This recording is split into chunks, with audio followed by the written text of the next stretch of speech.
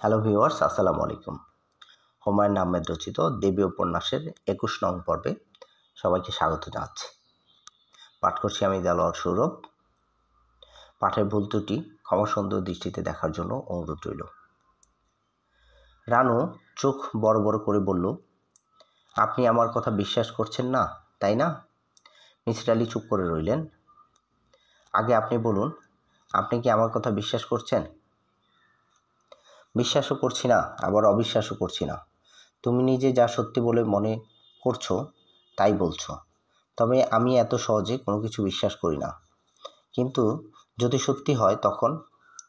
Misir Ali cigarette ধরিয়ে কাশতে লাগলেন। বললেন, যদি আমার কথা সত্যি হয়, যদি মেয়েটা মারা যায়। মিসির আলি শান্ত স্বরে বললেন, ঠিক এই মুহূর্তে কী করা যায় তা তো বুঝতে পারছি না।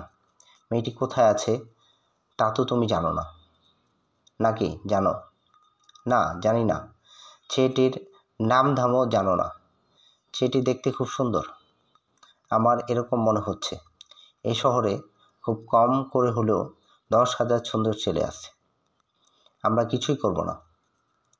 পুলিশের কাছে গিয়ে বলতে পারি একটি মেয়ে হারিয়ে গেছে এবং আশঙ্কা করা যাচ্ছে দুষ্টু লোকের খপ্পরে পড়েছে।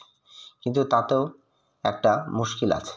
24 ঘন্টা পার না হলে পুলিশ কাউকে মিসিং পারসন হিসেবে গণ্য করে না। রানু আবার বলল, কিছুই করা যাবে না? মিসির আলি গম্ভীর মুখে সিগারেট টানতে লাগলেন। তিনি লক্ষ্য করলেন রানুর চোখ মুখ শক্ত হয়ে উঠছে। সে ঘন ঘন নিঃশ্বাস ফেলছে। রানু, তুমি যদি ওই লোকটির কোনো ঠিকানা কোনোভাবে এনে দিতে পারো, তাহলে একটা চেষ্টা চালানো যেতে পারে।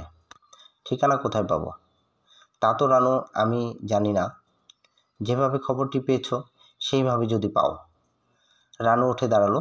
মিসির আলি সাহেব বললেন, যাচ্ছ নাকি? হ্যাঁ। বসে থেকে কি করব? নীলুদের সবকটি ঘরে আলো জ্বলছে। রাত প্রায় 11টা বাজে। নীলুর বাবা পাথরের মূর্তির মতো বাগানের কাছে দাঁড়িয়ে আছেন। রানুদের ঢুকতে দেখে এগিয়ে এলেন, কিন্তু কিছু বললেন না। রানু মাথা নিচু করে 3 তলায় উঠে গেল। নীলুদের ঘরে ঘন ঘন টেলিফোন বাজছে। 2টি গাড়ি এসে থামল। মনে হয় ওরা খুঁজতে শুরু করেছেন। পুলিশের কাছে নিশ্চয়ই লোক গিয়েছে। নীলুর বাবা অস্থির ভঙ্গিতে বাগানে হাঁটছেন। এই ছিল পর্ব নাম্বার 21। ভালো লাগলে অবশ্যই শেয়ার করবেন, চ্যানেলটিকে সাবস্ক্রাইব করবেন। ধন্যবাদ।